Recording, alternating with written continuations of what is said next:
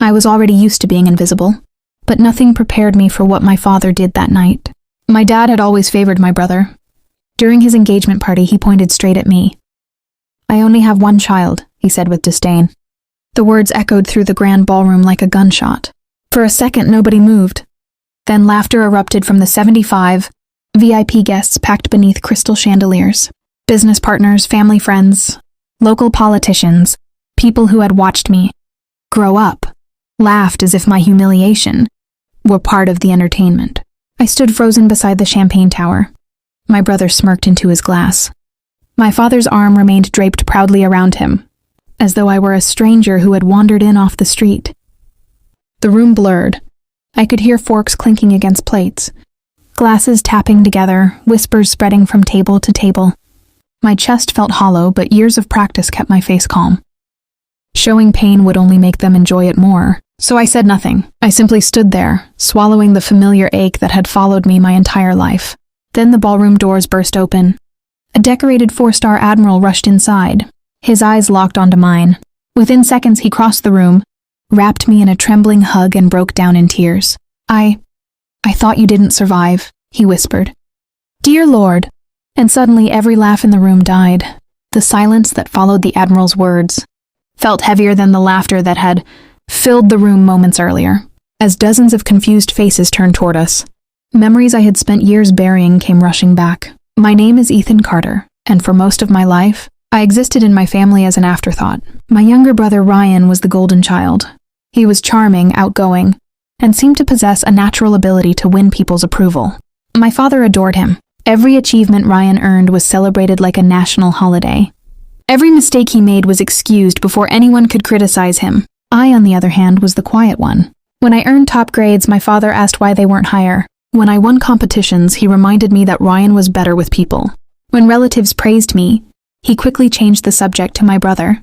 Over time, I stopped expecting recognition. I learned to work hard without applause. I learned to succeed without congratulations. Most importantly, I learned to hide disappointment behind a calm smile. The strange part was that I wasn't weak.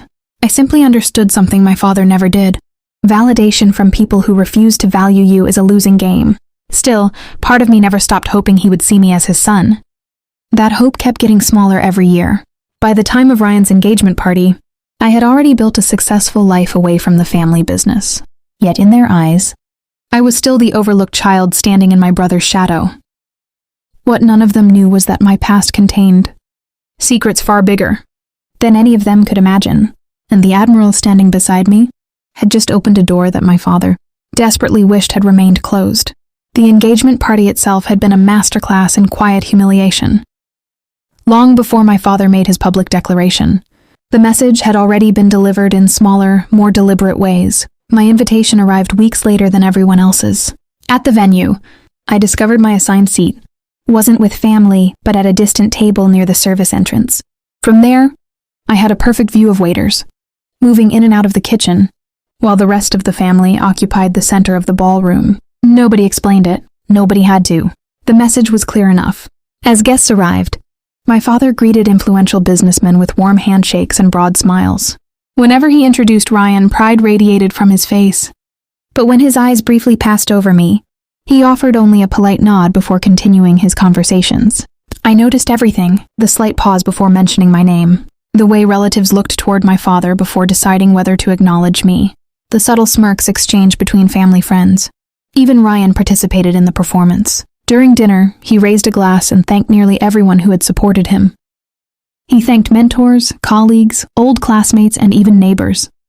My name never left his lips. A few guests noticed, most pretended not to. I remained calm, quietly observing. Years of being underestimated had taught me patience. What unsettled me most wasn't the disrespect itself, it was the confidence behind it. They acted as though there would never be consequences, as though I would always remain silent, as though the truth buried beneath my past would never find its way into that ballroom. Then the Admiral arrived, and for the first time all evening, I saw uncertainty flicker across my father's face. The Admiral's embrace lasted only a few seconds, but it changed the atmosphere of the entire room. When he finally stepped back, his eyes remained fixed on me as if he were looking at a ghost. Around us, conversations had completely stopped. My father recovered first. Clearing his throat, He forced a smile and asked the Admiral how he knew me. The question sounded casual, but I noticed the tension in his jaw and the way his fingers tightened around his champagne glass. The Admiral looked from my father to me. Then something clicked. For years, I had carried pieces of a story that never quite fit together. Strange documents, unanswered questions, military records that appeared and disappeared, a childhood incident nobody in my family would discuss. I had spent years quietly investigating those loose threads. What I discovered had led me to a successful career in intelligence consulting. Far from my father's influence, more importantly, it had revealed a truth my family had worked hard to bury. Standing in that ballroom, I realized something. I no longer needed my father's approval. I no longer needed an explanation. The evidence was already in my possession. The Admiral's reaction had confirmed everything. My father wasn't afraid of being embarrassed. He was afraid of the truth. For the first time in my life, the balance of power shifted. I saw it in his eyes. He understood that I knew. And at that moment, I made a quiet decision. I wasn't going to argue. I wasn't going to defend myself. I was simply going to let the truth reveal itself. Sometimes the most effective revenge isn't exposing a lie. It's allowing the liar to realize their lie is about to expire. I didn't act that night. That was the first thing that surprised everyone later. Most people expect revenge to be emotional. They imagine angry confrontations, dramatic speeches, or public humiliation. But years of being overlooked had taught me the value of patience. While guests whispered around the Admiral and me, I simply thanked him for recognizing me and guided the conversation elsewhere. Then I went home.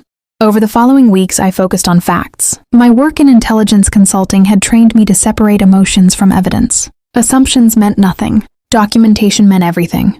I reviewed records I had collected over several years. Old correspondence, financial documents, military archives, family trust agreements, and property filings. Every piece was verified through legitimate channels. Every claim was supported by paperwork. The pattern became impossible to ignore. Certain assets had been transferred in unusual ways. Important family decisions had been concealed. More importantly, statements my father had repeated for decades directly contradicted official records. I consulted an attorney who specialized in estate law and fiduciary disputes. Then a forensic accountant. Neither knew my family personally. That was intentional. I wanted objective opinions, not sympathy. Both reached the same conclusion. The documents raised serious questions. I didn't threaten anyone. I didn't announce my findings. Instead, I organized everything into a clear timeline, supported by certified copies and professional analysis. Quietly, I prepared a packet that could withstand scrutiny from lawyers, auditors, and courts if necessary. For years, my father had relied on silence to protect his version of the story. My strategy was simple. I would rely on facts, and facts, unlike emotions, rarely need to raise their voices. 3 months after the engagement party, I mailed a series of sealed envelopes.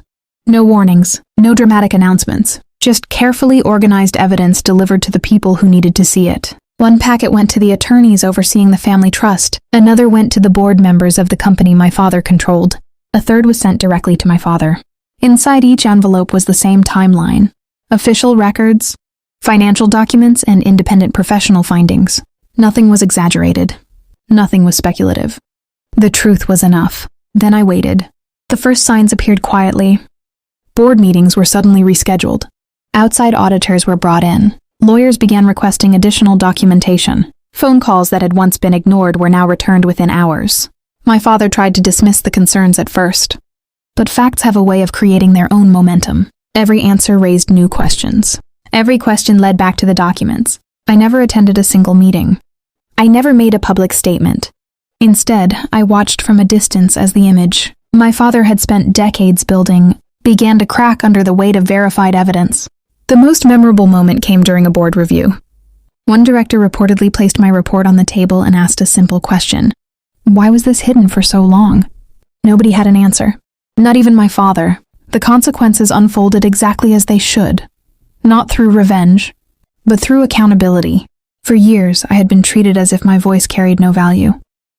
Now the same people who once laughed at me were studying my work in complete silence. And somehow, that silence was far more satisfying than any applause could have been. The fallout wasn't explosive.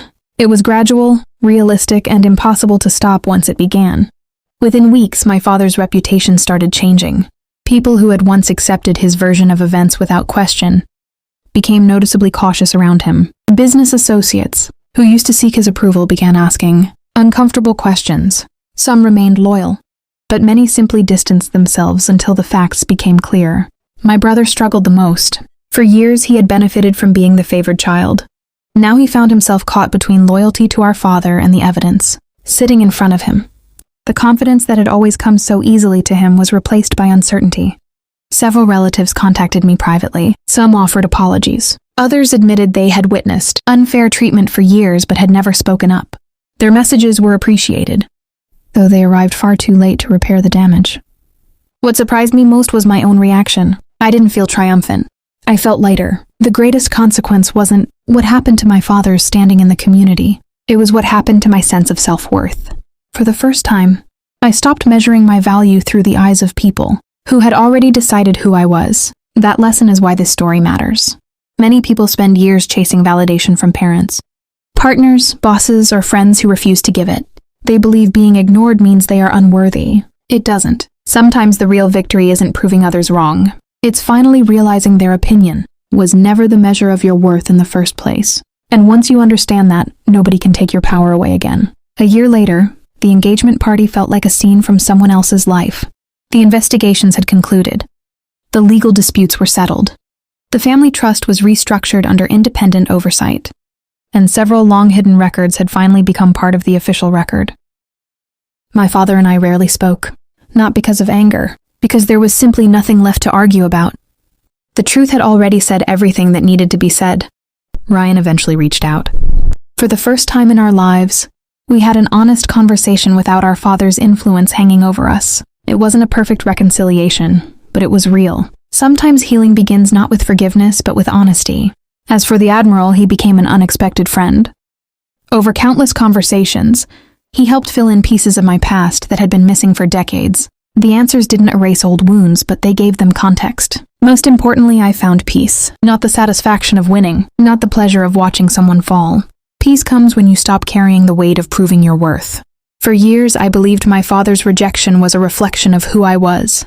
In reality, it was a reflection of who he chose to be. That realization changed everything. Today, my life is quieter. My work continues. The people around me value honesty over appearances and respect over status. The future no longer feels like something I need to fight for. Sometimes I think back to that ballroom, the laughter, the humiliation, the moment the Admiral rushed through those doors. What felt like the worst night of my life turned out to be the night I finally became free. Because the greatest revenge is not making someone regret losing you. It's building a life so full of peace that their approval no longer matters at all.